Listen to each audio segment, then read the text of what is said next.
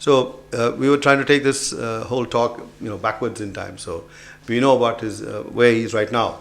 He's also written books, and that's not something that can be done with just with a computer. It takes you time. You got to read it 100 times. You got to go over it with in the old days like a blue pencil. So tell us, how was the experience of writing? Did you have an editor? You have friends to do it for you, or was it ghost writing, or did you write it yourself? And what were the books about? So I've authored 4 books. My 5th book is going to be out next month. Okay. And it's called Charge. To your question about the book writing experience, I think so. Here's news for other people who are thinking of writing books. It's a painful, lonesome, regretful experience. Oh, regretful too. Yes. That's a new adjective. So let me tell you it's because you put so much of effort into it. It takes a lot of time to research, and you want to compress everything into 150 pages, 200 pages of knowledge. And you do all that. Why do you do that? You do that because you want other people to consume the material that you've provided. Okay. Second, you also do that because you want to establish yourself as an authority in the field. Yes. Right. Well, it does fantastically in the second reason, and it helps build a brand beautifully. I think the entire habit of book reading has really come down. Even with the Kindles coming in and the iBooks coming in, and that's where I think the next wave of content will be video, like exactly what we're doing right now. If we can add text along with pictures and audio and video and integrate the whole thing, integrate all of them, and should seamlessly. be kind of a seamless, beautiful experience. So I think that is where the future is. So that's why I said it's a little regretful, still living in the dark ages of writing physical written books. And of course, all all the chopping trees and making them into wood pulp, and then all that is also will be saved if you go the electronic route. I don't know. Yeah. Maybe that's one thing that people talk about. But the experience of writing a book, yes, it's tough. It's not difficult. But do you think you lose an importance as an author if everything of yours is online? People don't tend to value it a great deal online, because they even now are saying, "Can I buy your book somewhere?" I mean, or is that thing that will disappear in a couple of years? Everything. So my point is, whatever the single iota of knowledge that is out there, I think you got to share, because the more you share, the more people will benefit, and when more people benefit, your own credibility, your trust, and your branding kind of goes up. We lose nothing by giving away our knowledge. So if anybody thought that, hey, if I give away my knowledge, if I share this information, if I share that tip, I will go lesser in terms of branding, I think you're making a or big somebody mistake. may end up being competition to you. That's one thing in the old days. They always kept that hidden. This time, it's the guy who shares the most information is the winner.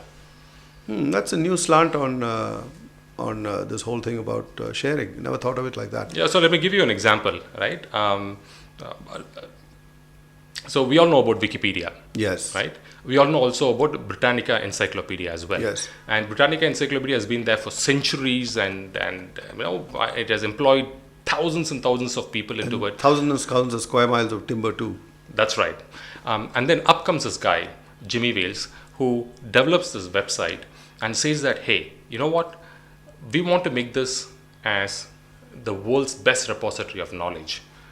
A few people cannot do it. And hence, I'm throwing this open to anybody and everybody. You're free to come in and add, you're free to come in and delete, edit information. And now it's become like the de facto, the single biggest single source of knowledge in the whole universe. And that's because he really opened up the platform. You open source the platform. I think so. So if you have to take a lesson from Wikipedia, I think all of us must also become like. I wonder what was his moment when he got that illumination, like the Buddha got under the tree, the Bodhi tree, like that flash. My God, this is what I need to do to democratize education, knowledge, this, that, and the other. Just ask everybody to put their stuff up and let everybody come and read it. Is this a money-making venture, Wikipedia? I have no idea how it works, but does it make money? So it isn't. It is completely. In fact, they refuse ads. You will not find a single advertisement on Wikipedia, which is why people respect it so much. But in the beginning, it was started out as it is called as Newpedia, and it started as a commercial venture, but that didn't take off very well, and that that was the birth. So of how Wikipedia. does it support itself? I mean, this is for all you people who have no idea how Wikipedia survives. There's tons of knowledge on it, and wondered, no ads, and yet it's updating itself. It's giving you the latest ideas. So let's hear how that works. Yeah, so the way how it works is exactly the way how people give information to Wikipedia.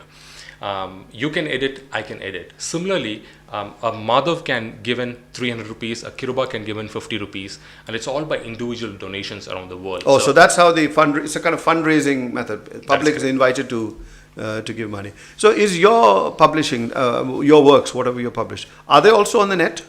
Yes, it's available on so you can buy it off Amazon.com, off. So it's in a book form. It's in a regular physical book form that you can actually buy, but it's also available in the Kindle bookstore. So all you need to do is just have any smartphone or any tablet or laptop or a PC, and you can download the book and read. So and is that for free, or is there a fee for it? Or there obviously will be a fee because there will be, but it's very, very minimal. You're talking about $1 or $2. Okay, so 70, 80 for a book that now costs what the price of books? So 500, 300, 400. So this is definitely faster, better, and you can drop it, pick it up. Can you mark? I've never used Kindle. Can you mark pages? Oh, it's amazing. So if you haven't used Kindle, let me tell you this. Let's say you want to buy a book, and I want you to now count the number of seconds starting now. 1, 2, 3, 4, 5. Your book is in your Kindle for you to read. Okay. Now try walking up to a bookstore and in the traffic, paying money. Oh yeah. You won't even reach the front door. Your dog will trip you up, or you slip on some damn toy. So I think that's the beauty of technology, right? It makes it so much more easier for you to market your book, to spread your book, and for others to access your books. Okay, good. We've gone back in time a fair bit. Let's go a little further back. You come from an agricultural family. That is correct. That is quite a revelation because you look like a city boy, and now tell me, how did that happen? Right. So we come from a long lineage of farmers, and so what happened was that from my grandfather's time, and definitely during my father's generation, there was this feeling that a person will only be successful if he moves away from the village. So even though we were a very successful agricultural family, but we felt like success was defined if you can make a living out in the city. And so most of us kind of graduated out and we moved away from the village. So for me, I wanted to get back to roots. So the last year and a half, I made a conscious effort to go back to my village, and I restarted farming. So I spent 3 days in a week in my farm, Saturday, Sunday, and Monday. And I have nothing to do with technology, nothing. I just You don't take your phones and iPads with you? I do, but most of the time you it's just switched off. Switch it off and leave it there.